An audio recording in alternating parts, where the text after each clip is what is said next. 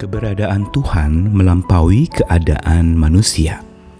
Pernyataan ini mau menegaskan kepada kita bahwa sesungguhnya keberadaan Tuhan yang maha besar itu jauh melampaui keadaan kita.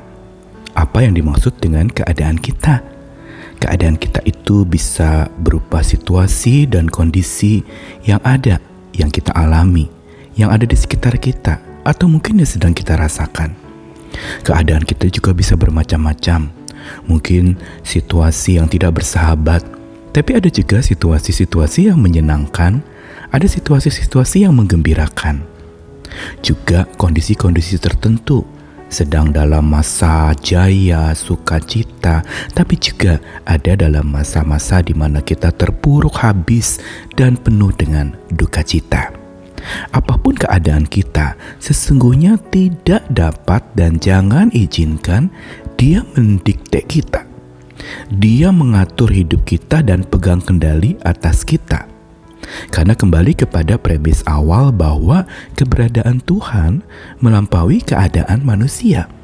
Yang berarti sesungguhnya ketika kita berhadapan dengan sebuah keadaan, apapun itu, suka maupun duka, menyenangkan atau tidak menyenangkan, jangan sekali-kali dia mendikte kita. Karena sekali kita didikte olehnya, kita menjadi kalah olehnya. Namun ketika kita yang mendikte, kita yang pegang kendali, kita sesungguhnya mengantongi kemenangan. Kita menang atasi keadaan. Saya Nikolas Kurniawan menemani lagi dalam Sabda Tuhan hari ini dari surat Paulus kepada jemaat di Korintus yang kedua. 2 Korintus 4 ayat 7-9 dan 16-18. Tetapi harta ini kami punyai dalam bejana tanah liat, supaya nyata bahwa kekuatan yang melimpah-limpah itu berasal dari Allah, bukan dari diri kami. Dalam segala hal kami ditindas, namun tidak terjepit. Kami habis akal, namun tidak putus asa. Kami dianiaya, namun tidak ditinggalkan sendirian. Kami dihempaskan, namun tidak binasa. Sebab itu kami tidak tawar hati, tapi meskipun manusia lahiriah kami semakin merosot, namun manusia batiniah kami dibaharui dari sehari ke sehari. Sebab penderitaan ringan yang sekarang ini mengerjakan bagi kami kemuliaan kekal yang melebihi segala-galanya, jauh lebih besar daripada penderitaan kami. Sebab kami tidak memperhatikan yang kelihatan, melainkan yang tak kelihatan. Karena yang kelihatan adalah sementara, sedangkan yang tak kelihatan adalah kekal. Penulis surat Korintus ini adalah seseorang yang sangat lengkap hidupnya. Kenapa saya katakan sangat lengkap? Dia adalah Rasul Paulus yang bukan saja kenyang dengan berbagai macam pemahaman tentang Allahnya. Pengetahuan teologinya ciamik luar biasa. Dan apa yang ada di kepalanya, segala pengertiannya, bahkan ajaran-ajarannya sungguh sangat solid dan kuat. Namun itu juga makin lagi diperkaya dengan pengalamannya bersama Tuhan. Pemahaman dengan pengalaman yang berjalan bersama itu akan menumbuhkan sebuah hasil yang sangat baik, karena apa yang dipahami dan yang dialami itu justru membuat iman makin kaya. Kalau kita hanya memahami iman kita, belajar iman kita, tapi kita tidak mengalami bagaimana iman itu berkhasiat dalam hidup kita, bersandar kepada Tuhan itu bukan lagi teori, tetapi sungguh kita sudah alami, kita sudah jalani, maka itu akan membuat iman kita bertumbuh, bertambah, dan bahkan menjadi kesaksian buat banyak orang. Karena khotbah yang hidup sesungguhnya bukan sekedar pemahaman demi pemahaman yang disampaikan, tapi juga di dalamnya ada kandungan pengalaman bersama dengan Tuhan yang dibagikan. Dan inilah yang Rasul Paulus miliki. Dia bukan saja seorang yang menginjili di mana-mana, tapi juga dalam kesehariannya sebagai seorang pedagang, sebagai seorang yang ada di marketplace, yang bekerja di perkemahan, dan ini semua menjadi penguat imannya. Karenanya ketika dia menuliskan surat-suratnya, di dalamnya itu ada kandungan ekspresi kedalaman pengalaman dia bersama dengan Tuhan. Salah satunya di dalam surat Korintus yang tadi dibacakan. Dia mengatakan bahwa harta yang kami punyai dalam bejana tanah liat.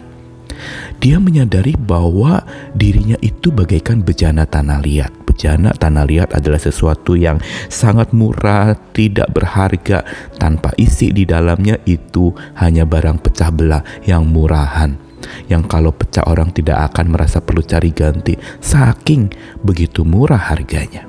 Tapi kalau ada harta di dalamnya, entah permata atau mungkin bejana itu juga bisa menjadi alat untuk pelita, untuk supaya ditaruh sumbu di sana, ada minyak di sana dan menjadi lampu, baru dia bernilai.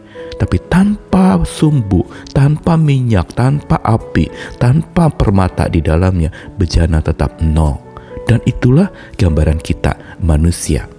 Kesadaran tentang keadaan kita yang tanpa isi itu menjadi kosong dan tidak berarti, ini mengingatkan kepada kita juga tentang manusia.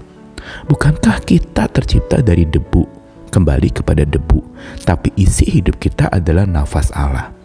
Jadi yang sebenarnya penting membuat kita bisa menghadapi segala macam keadaan sekitar kita sebenarnya bukan bejananya atau kita sendiri, tetapi apa yang ada di dalam diri kita, apa yang diisi di dalam hati kita. Itulah yang membuat sungguh harta rohani itu menjadi nyata seperti yang Paulus katakan.